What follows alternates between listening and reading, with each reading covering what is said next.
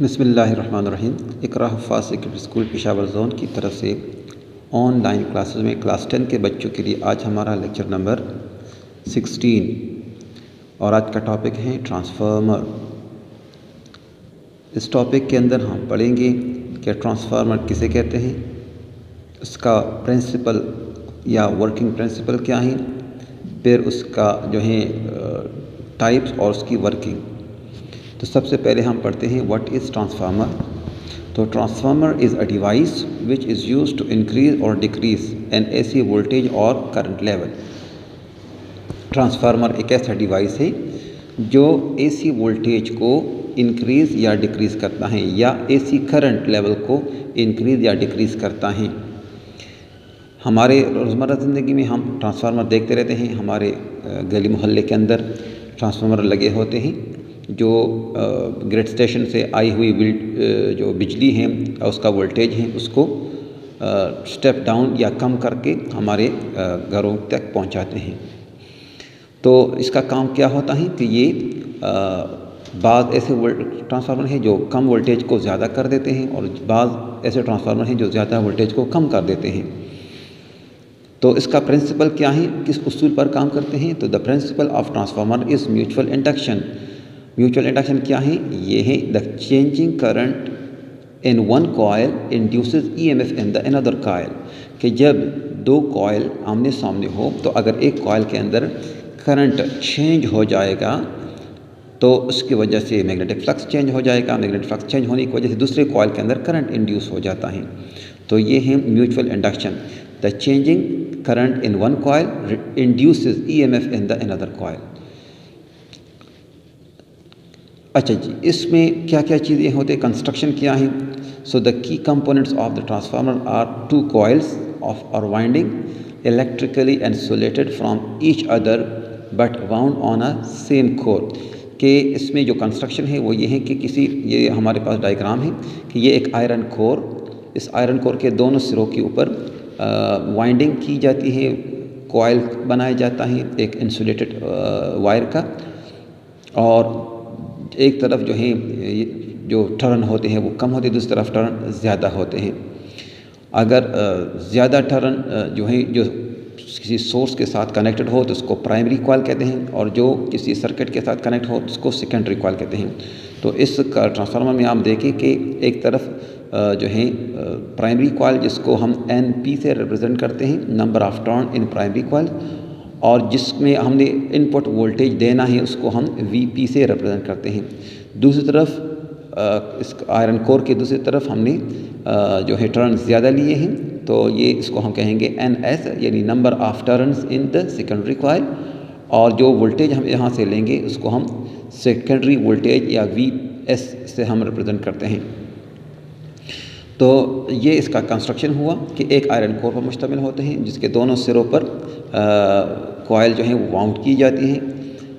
एक तरफ जो वाइंडिंग होती है उसको NP से रिप्रेजेंट किए जाते हैं और दूसरी तरफ के जो टर्न होते हैं उसको NS से रिप्रेजेंट करते हैं।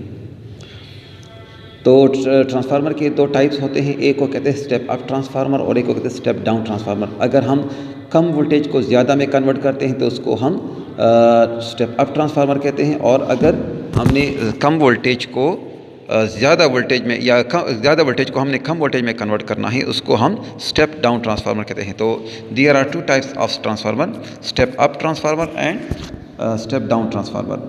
Step up transformer is that in which the primary voltage be increase in the secondary voltage, और जबकि जो स्टेप डाउन ट्रांसफार्मर है जिसमें हम प्राइमरी वोल्टेज को हम डिक्रीज़ करते हैं, इसके अंदर यानी प्राइमरी वोल्टेज को कम किया जाता है, डिक्रीज़ किया जाता है, उसको हम स्टेप डाउन ट्रांसफार्मर कहते हैं। तो ये इसके कंपोनेंट हो गए। So the core is typically made of material which supports magnetism, यानी क्योंकि आयरन मैग्नेटिज्म को सपोर्ट करता है, मैग्नेटिक मटेरियल है, तो उसके अंदर मैग्नेटिक लाइन आसानी से पास हो सकती हैं, इस वजह से आयरन कोर को इस्तेमाल किया जाता है। So this makes almost all the these fields lines pass through the other winding, यानी ये क्या करता है कि आयरन क्योंकि मैग्नेटिक लाइंस को आसानी से अपने अंदर पास करता है, तो वो तकरीबन सारे के सारे जो मैग्नेटिक लाइन हैं वो दूसरे वाइंड के अंदर, दूसरे कॉइल के अंदर वो आसानी से पास होकर चेंज पैदा करते हैं। तो maximum the mutual inductance of the two winding, जो दोनों वाइंडिंग आपस में म्यूचुअली इंडक्ट हुए हैं। तो the winding of the winding to which power is supplied is called primary coil. तो जिस कॉइल को हम वोल्टेज सप्लाई करते हैं उसको हम प्राइमरी कॉइल कहते हैं, जबकि the winding from which power is drawn, जहाँ से हम वोल्टेज लेते हैं उसको हम कहते हैं सेकेंडरी कॉइल। तो ये हमारा जो है इसके डायग्रामेटिक सेटअप है कि एक स्टेप अप ट्रांसफार्मर और एक स्टेप डाउन ट्रांसफार्मर। अब इसकी वर्किंग को हम देखते हैं। तो वर्किंग से पहले हम देखें कि चूँकि हमने देखा कि इसके अंदर ट्रांसफार्मर जो है एक तरफ वोल्टेज दिया जाता है, दूसरी तरफ से वोल्टेज लिया जाता है।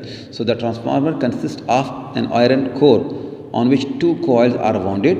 अब प्राइमरी कॉइल जिसको NP से रिप्रेजेंट किया जाता है, जिसके अंदर number of turns in primary coils को NP से और सेकेंडरी कॉइल के नंबर ऑफ टर्न को NS से रिप्रेजेंट किया जाता है। तो अब इसके जो वोल्टेज, इसका जो ट्रांसफार्मर का जो इक्वेशन है, तो जो वोल्टेज हम प्राइमरी कॉइल को देते हैं उसको VS से, और जो वोल्टेज हम सेकेंडरी कॉइल से लेते हैं उसको VS से हम रिप्रेजेंट करते हैं। तो इसका जो इक्वेशन बनेगा वो ये है कि VS divide by VP is equal to NS divide by NP, यानी the ratio of secondary voltage to the primary voltage always equal to the number of turn in secondary coil to the number of turn in the primary coil.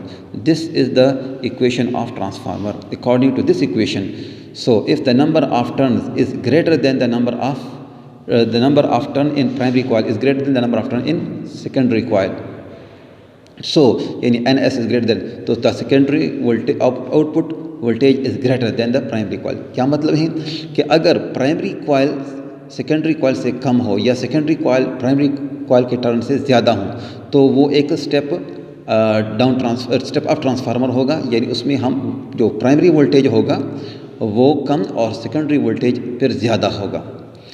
तो इस case में हम इसको step up transformer कहेंगे।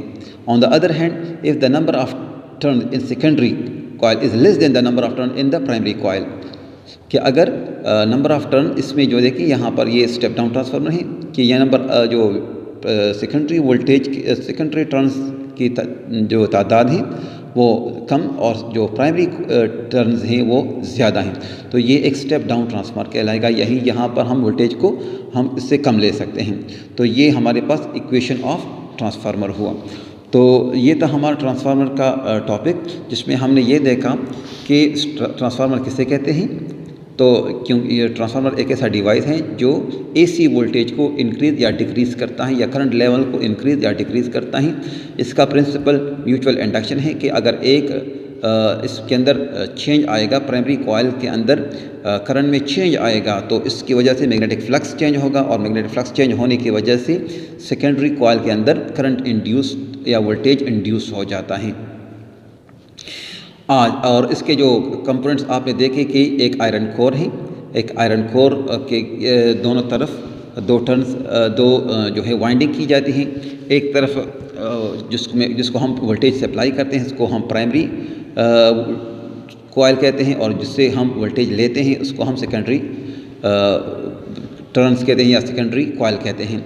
तो primary coils अगर कम हो और सेकेंडरी कॉइल ज़्यादा हों, अगर प्राइमरी कॉइल के टर्न्स कम और सेकेंडरी कॉइल के टर्न ज़्यादा हों तो हम इसको स्टेप अप ट्रांसफार्मर कहेंगे, और अगर सेकेंडरी कॉइल के टर्न्स कम और प्राइमरी कॉइल के टर्न ज़्यादा हो तो इसको हम स्टेप डाउन ट्रांसफार्मर कहेंगे। और इसको हम जो है इस इक्वेशन से जो है वो सॉल्व कर सकते हैं कि अगर हमें प्राइमरी कॉइल्स के टर्न मालूम हो और सेकेंडरी कॉइल से हमने वोल्टेज मालूम करनी है, कितनी लेनी है, तो हमने उसके नंबर ऑफ़ रेशोज़ के ज़रिए से हम इसको फाइंड कर सकते हैं। उम्मीद है आज का लेक्चर आपको समझ आ चुका होगा।